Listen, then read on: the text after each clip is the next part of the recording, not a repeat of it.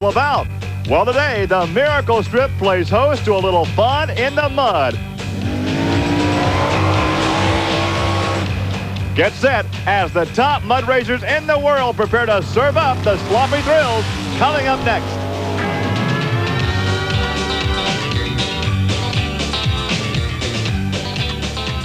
This is Trucks and Tractor Power, featuring the all-stars of NMRO Mud Racing.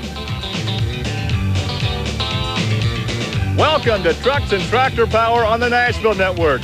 We're in Bayou George, outside Panama City, Florida, for Mud Racing's All-Star Nationals. Hi, everybody. I'm Gary Lee alongside Army Armstrong. You've heard of CART and USAC and NASCAR. Also in drag racing, you've heard of NHRA, but in mud racing, NMRO seems to be holding a hot hand. They're the people that put the safety rules together, the standards for these fellows are going to be competing, Gary, and it looks like all the wing warriors are gathered in northern Florida today. We have a lot of cars entered this week, and many will be doing double duty. Well, the double duty is kind of interesting. We talked about the rules that the sanctioning body put down. I want you to notice the tires. That's the big story in this sport. These are DOT cut tires. That's the class he's going to be going in. DOT, Department of Transportation. These tires came off the assembly line, legal for street use. Then they cut them in order to get some more horsepower planted into these mud pits. And, man, they can lay some horsepower down, Gary. And these babies are not cheap, about $800 a pair, but a lot of prize money up for grabs. We'll come back and see who takes it all home. Stay with us.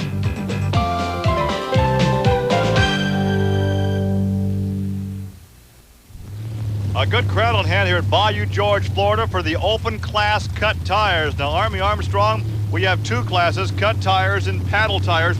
Let's take a look, if we can, at the difference in the tires coming off the starting line. Okay, Gary, what we're looking at here is the actual scoop tire, okay? The horsepower here is stuck to the ground. It's almost like taking a shovel and digging in. Now we look at the DOT tire. This tire really started life where it would be a Department of Transportation legal highway tire, but these fellas take this tire and they cut it themselves. They modify it themselves, and they get a lot more engine RPM with the cut tire than they do the scoop tire, The cut tire realistically has a lot more spin before it pushes the car forward. Exactly. It's an RPM tire, where the scoop tire, it'll stand you flat up. But right now we're going with the cut tire class. The first one out looks like a 27 Roadster. A Central Florida driver from Jupiter, the Silver Streak, featuring a Chevy 454.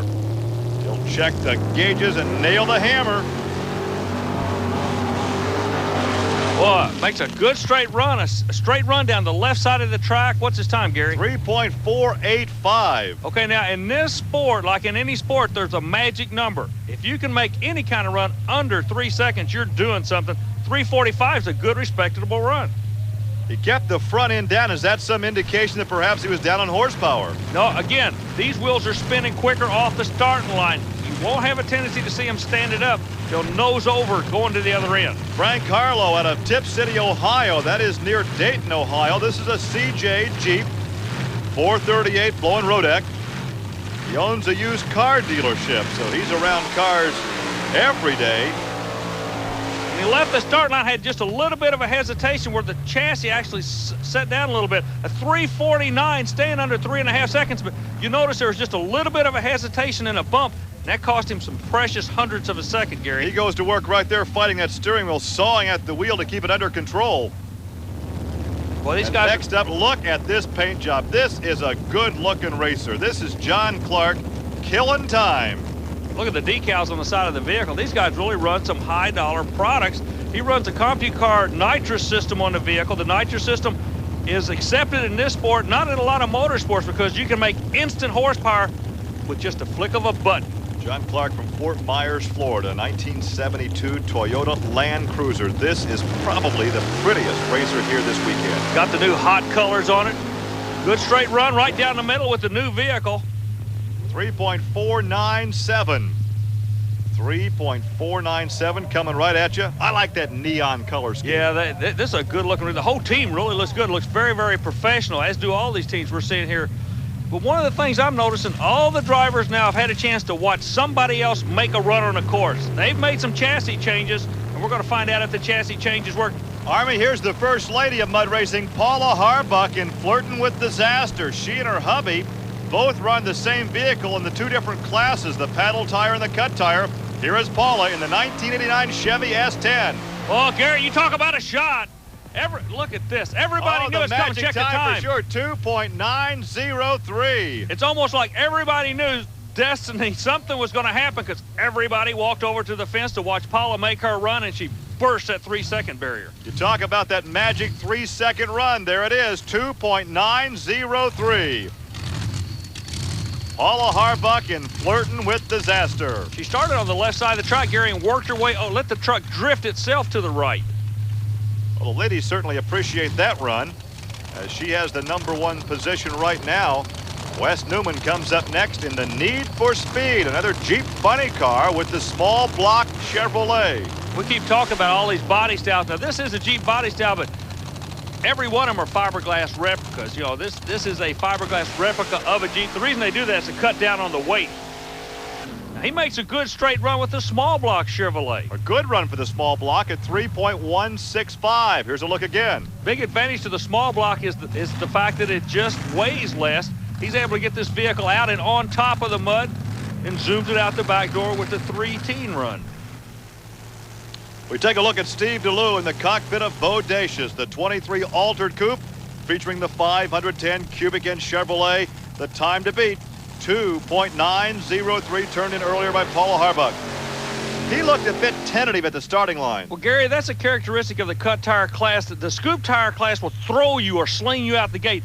In this class, the RPM comes in and the chassis has to settle before the vehicle will move forward. He left at the right time. The car just did not react that quick.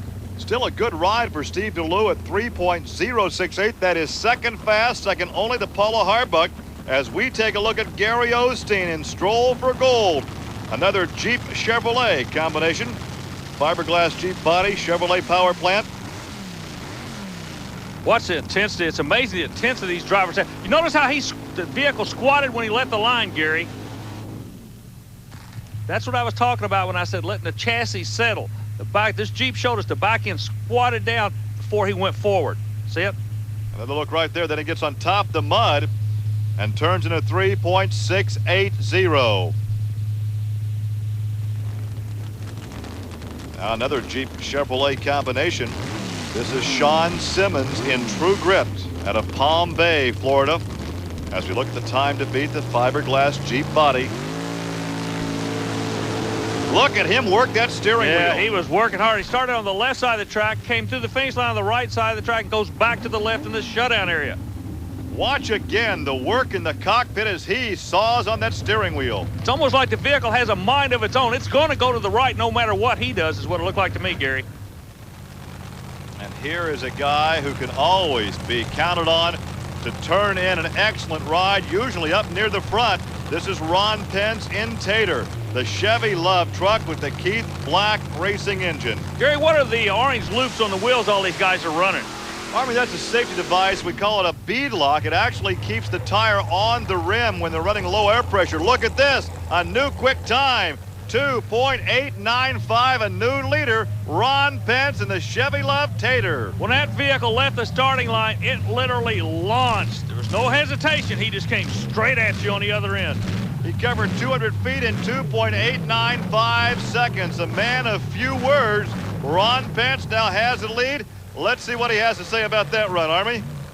A 289, you're the guy they're all coming after now. Oh, is that right? That's good. How did it feel to you out there? Run better than it did yesterday.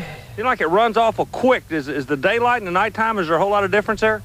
Not that much. We made some changes in the truck last night and this morning. I think that's what helped us. Well, can a 289 win it? I think it can. We shall find out. Ron Pence leads now in Tater. Paula Harbuck is second, flirting with disaster, and third is Steve DeLue in the Bodacious. We're coming back to find out if Ron Pence can hang on with that 2.895.